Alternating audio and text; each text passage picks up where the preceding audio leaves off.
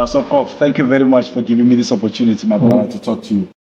Like I said, I'm overwhelmed and impressed at the same time that I'm talking to the only African with a special advisor to Harvard University. Yeah, so Prof, I'm grateful for this opportunity. I know you're a busy man, so you giving me 5 minutes is extremely important. I appreciate it, my brother. Yeah. So you say, how was your journey coming from Senegal for you to end up being where you are today? I think I'm very proud of what happened to me and then to my team over the past 20 years because, it's come from a master program to a PhD and then a postdoc and then professor to professor now. And then from no lab, like going to Harvard without any resources and becoming today one of the biggest labs in the world. In SIGAS, in terms of platform, equipment, in terms of team, and in terms of project that is implemented now in Senegal, but also in Africa, because we're leading another program in Africa. By myself as a technical advisor and consultant, with many organizations like WHO, CDC, Atlanta, Broad Institute, Global Fund. Okay, so you're still working for all those institutes at the same time, absolutely, running SIGAS also. Yeah, and GSK and others, and then also running SIGAS to implement and then, African program like PARMA, which is the Artemis Resistance Platform Network, led by PMI and in collaboration with Gates Foundation, that helping African scientists and country institutions to do treatment surveillance for malaria, and then training those scientists from Africa and then let them go back and then implement this program for them to better see what kind of drugs can be used for the countries to save lives. 100%. Yeah, to save lives. And then also others program belong to Senegal, Ministry of Health, and then partners that we are implementing. So, and today we become one of the program center that playing a key role in Africa and the world. So we are very proud of that. It was very tough because a lot of challenges happened over the past 20 years, building myself for capacity and expertise, and then building an institution, and also preparing a young generation. Because today, my team is running the center. Okay. So you're more on the leadership level, basically. Just overseeing. Yes, the project. Yes. Fundraising, thinking, giving the vision, supervising, correcting when there's some issue. But the platform are run by scientists that I trained. Most of them was trained during the 15 past year. Okay. Today, most of them are PhD now and professor. Okay. Those team now, those young generation are now leading the institute. And fortunately, and that they are the biggest one, much more expert people in the world. In very key area like genomics, and then this is the innovative platform, real-time genotyping, like ex vivo assay, immunoexcellology, and others. So those young generation, up-to-date management and analysis. Okay. So you have young people that were produced by SIGAS that are somewhere outside in the world now working for different organizations. Exactly, like today, for example, I have one team at the Columbia University. In the US? The US, as a postdoc. And when I say postdoc is not, they're going to learn, but they're going to implement the program. Of course. One is at Harvard University right now. Mami is at Harvard University. Yes, I heard that Dr. Mami is in the US currently. Dola is at the Columbia University. Mohammed is preparing to go to Yale for 1 month. So they are working around the countries and then all coming back and forth and then implementing the research. Now, speaking of funding, Prof, obviously as a special advisor to Harvard, does your reputation help you to get funds easier than anyone who was not known? I'm not saying easier, because reputation is not only the things you need to work hard. Of course. You need to prove that you are good guys. But your name carries weight, if I may say so. Absolutely, because absolutely they know that you guys' names, his name is linked to good job. Of course. His name is linked to success. Of course. Absolutely, they want you to be their partner to implement the activity. So that's why my name is linked to fundraising. 100%. That's why, because all the partners want success. Of course. They know if they give you money, they will be success. Of course. Yeah, yes, it's linked to So between someone who's from another country who's not known and you, if an application has got your name, definitely you stand a better chance. Absolutely, yeah. Because at the end they want the results. They want the result. Of course. For community management, for health system management, for life saving. 100%. That's why if they give the money to somebody that they know this guy will help save life, they will give the money. Of course. That's why, yes, my name is linked to money. Compared to me, who's not known, they might think twice before giving the money to you. Because those funders who give money, we want security of the funding. 100%. 100%. And Prof, out of interest, you mentioned Bill and Melinda Gates Foundation. And I want to mention this now. I saw a photo where you're with Bill Gates. So do you have a personal relationship? Does he know you personally? I mean, when I say, like, I'm talking about your interactions. No, you still talk? Not internally, not personally, before we collaborate. Because I have a lot of funding from Gates Foundation over 15 years. So you've been dealing with Bill and Melinda Gates Foundation for the past 15 years? Yeah, and then I have a chance, I mean, after 10 years of collaboration, he received me for work talking about discussing what next vision for the world for malaria and everything. Okay. And I think it had a big impact. And today also his foundation is really funding much of my work here in Senegal. And also not in Senegal only, but in Africa. A lot of programs are run by. I know today many African countries are receiving Gates Foundation. And I know I make a deal for that because of my visit, they believe in African scientists. Definitely. To fund them, and then they sing it today. Definitely. And if I have to say this, Prof, I've traveled in more than 48 countries in Africa. Every time I come to SIGAS, for the first time I was here, I was extremely impressed. This is one of the best institutions I've seen from my travels from 2013. Yeah, I work very hard.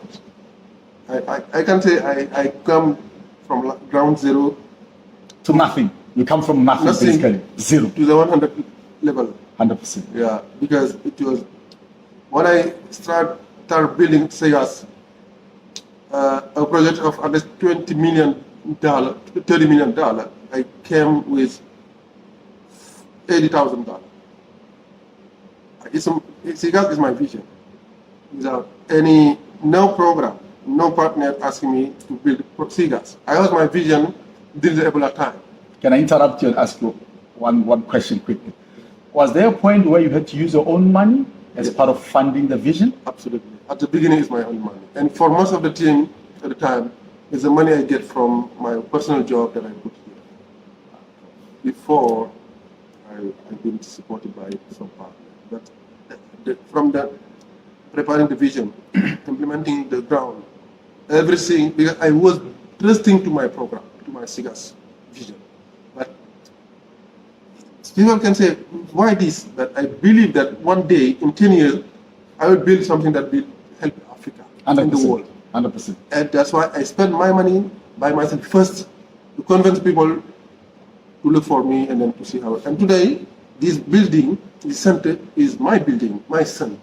Because I made it. And today, again, is one of the biggest platforms in the world. 100%. And all the people that I work with, they agree on that. That is why they always say that for anyone to convince people to help you, you must show that you are serious by putting your own money. I put my money. Because that way it shows that you have something to lose. Yeah, because if you believe in a vision, if you believe from yourself, and if you believe that this will be an impact in the whole community life, you will do something. 100%. With or without money from somewhere, you will use your pocket money and then make it. And it's what I did for over 5 years. 5 years, no one gave me any dollar to put in the building. Prof, I'm hoping and all praying. the support I get, most of them are coming from Gates Foundation for equipment. 100%. But the building is myself. 100%. And that's why I'm very happy. I'm very proud to me because I'm sure you will not see any partner or any scientist who build something by himself. All the center you see in the world come from institution or partner, but a scientist who build big things like this, you will never give it in the world. It's very rare to see. They all get money first and a vision, and I encourage all those people who try to make it happen. And they deserve also proud. 100%. But to see someone who take his pocket, put it on the table, write the vision, prepare a center, make a center for 4 years by himself only, I don't think that you'd see another person who did it in the world. That's why I'm very proud of myself. Yeah. Prof, to avoid wasting your time, I know you're a very busy man. I also know that you're a presidential candidate now for the presidency of Senegal. Yes. And I'm hoping, Prof, that one day when I come back here, you'll be the president of this country. Because with your vision and your selflessness, I can hear very clearly that you're putting Senegal and the people before your own interests. Thank you very much. It's why people want me to be a president. It's not something that I take as an opportunity or my vision. No, it's a population vision. I understand. I remember I was one of my friends who visited Senegal 1 year ago. We go around the country. Everywhere we go, it's coming from west, 𝐓𝐇𝐈𝐒. People ask him, they say, it's Prof Dauoda. Thank you for your job. So please do something for the country. That's like, because they see what I'm doing over the 20 years for my country. In the scientific community. And even the 𝐇𝐎𝐏𝐿 building, they think these guys can develop our country. That's why they say, we need you to be a president. They support my candidature. If the population know that I don't need Senegalese money, because someone who put his personal money to build something that is not belonging, because this something is not belonging to me.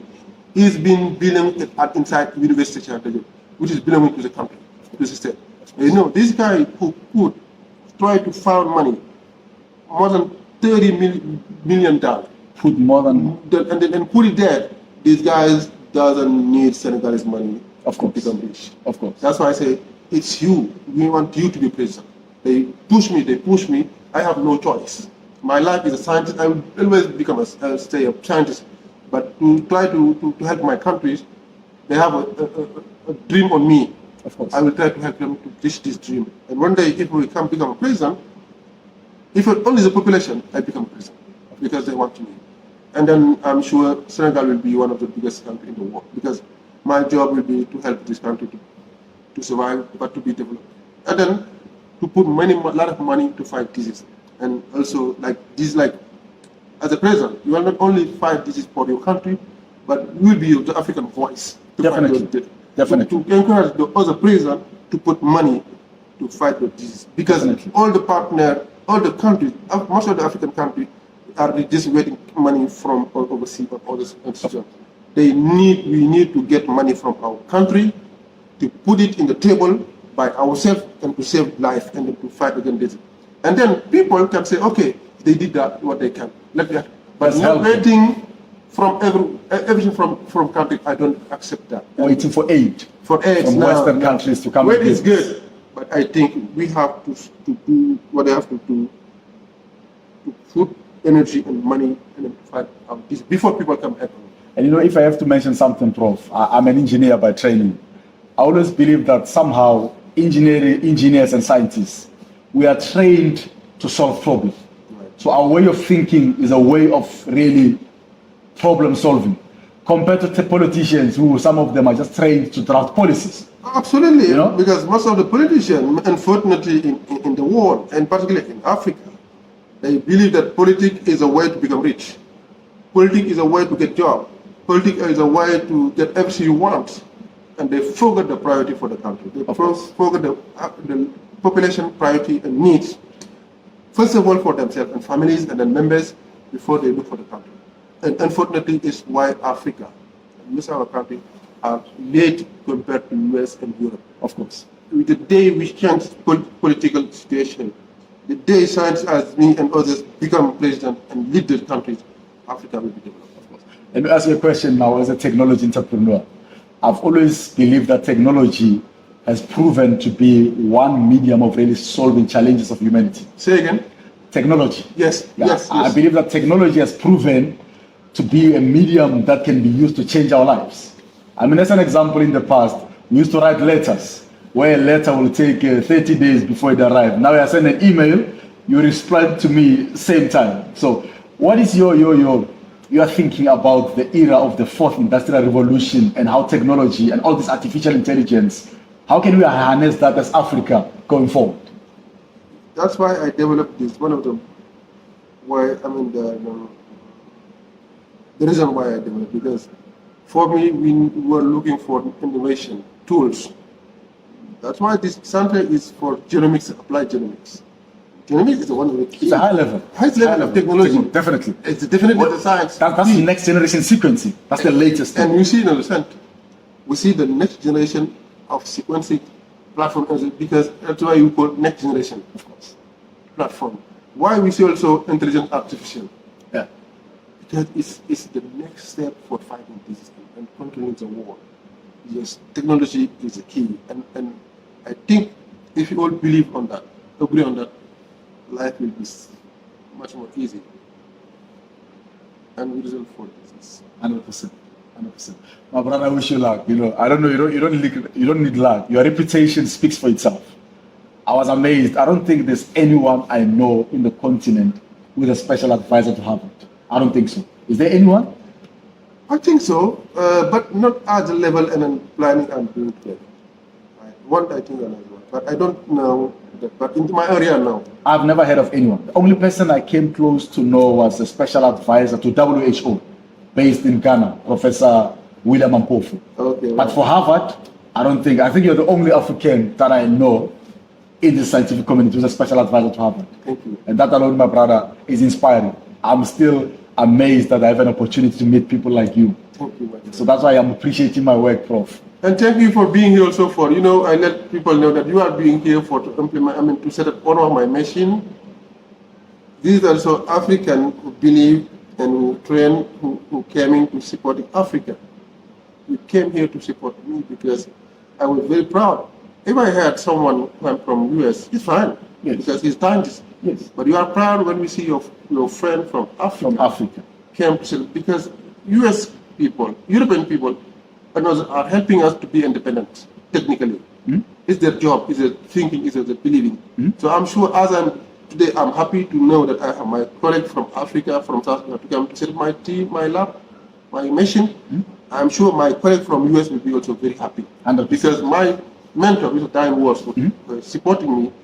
Today, I'm sure she's happy because of the job she's doing, but also because she helped me to become the leader I am today in Africa. 100%. And when you help people to become the leader, you should be very 100%. proud. And that's why I'm very proud of you and wish you very good luck. Thank you very much, Prof. And we are up here also open for anything that you think that can help.